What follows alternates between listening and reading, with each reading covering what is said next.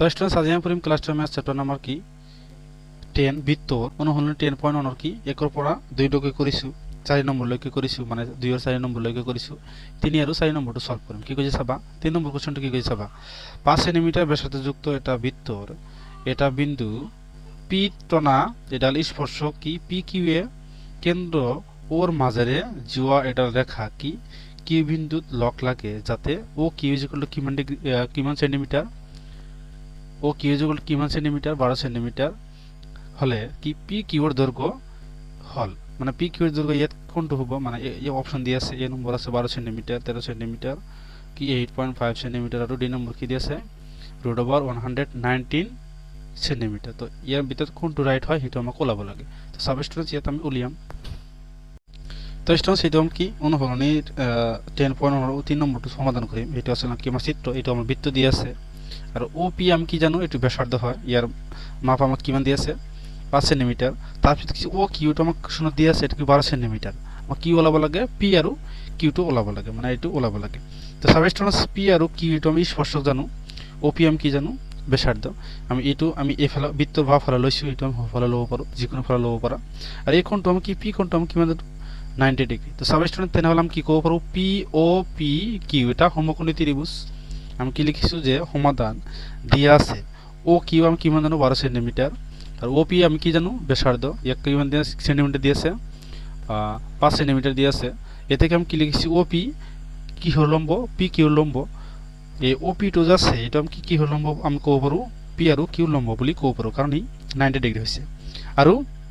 angle O P Q কিমান degree জানো এটো 90 ডিগ্রি তেনহলে আমি এটো কি কব পারো এতে কি ও পি কিউ এটা সমকোণী ত্রিভুজ এটা আমি কি কব পারো ও পি কিউ এটা সমকোণী ত্রিভুজ তো স্টুডেন্টস আমি সমকোণী ত্রিভুজের একটা ফর্মুলা জানো পাইথাগোরাসের সূত্র বলি কয় এটা আমি কি জানো কর্ণ স্কয়ার = ভূমি স্কয়ার প্লাস লম্ব স্কয়ার তো এটা আমি কি লম্ব জানো যেহেতু এটা আমার কোণ ইয়ে দি আছে 90 ডিগ্রি এটো কি লম্ব এটা আমি ভূমি জানি এটা আমি কর্ণ জানি তো এর পর কি কর্ণ আর লম্বটো দি আছে আমার কি দিয়া নাই ভূমি তাহলে ভূমিটো আমি কি পি কিউ এটো আমি পাইথাগোরাসের উপপাদ্য হিসাবে বা সূত্র হিসাবে আমি উলিয়াব পারো তো সাব স্টুডেন্টস তো স্টুডেন্টস এরকম কি লিখিছো যে এতিয়া পাইথাগোরাসের সূত্র ব্যবহার করি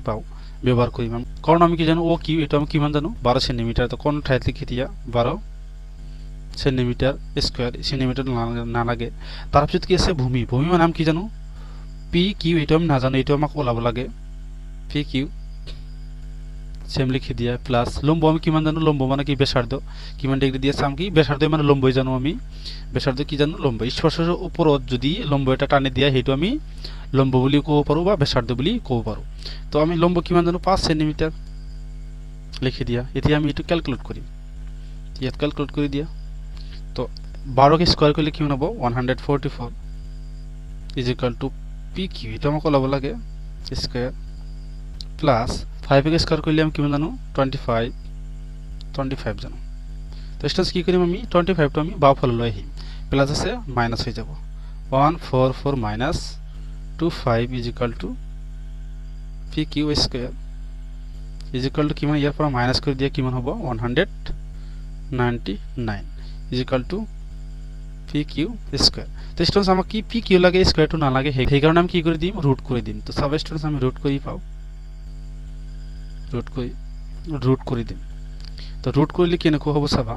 এটা ৰুট কৰিলে কি হ'ব 119 √/(পি কিউ স্কয়ার স্কয়ার √2 ক্যান্সেল যাব তেনহলে কিমান থাকিব √119 কিমান থাকে পি কিউ তো স্টুডেন্টস আমাৰ কোশ্চেনত কি ব্যাসাৰ্ধ আৰু কি এটো আমাক কি দিছে পি কি ও কিউ আমাক কিমান দিছিল সেন্টিমিটার দিছিল সেই কারণে আমি এটো কি সেন্টিমিটারতে লিখিম যে পি কিউ √119 সেন্টিমিটার তো স্টুডেন্টস এটি আমি এতিয়া সাম যে অপশনত আছে না নাই তো সাম স্টুডেন্টস অপশন নাম্বার কোনটো দিয়া হয় তো স্টুডেন্টস চাইছা এটো কি আমার ডি নম্বর অপশনত দিয়া আছে √199 সেন্টিমিটার এটো আমার কি ডি নম্বরটো রাইট এটা আমার রাইট आंसर তো এটা আমি ওলাইছো তো স্টুডেন্টস এটা আমি কি লিখিব आंसरটো কি লিখিম ডি বলি লিখিব এটা আমার রাইট হয় তো স্টুডেন্টস এটা আমি 4 নম্বরটো সলভ করিম তো স্টুডেন্টস এটা আমি কি করিম 4 নম্বরটো সলভ করিম কি কইছে সাবা 4 নম্বরটো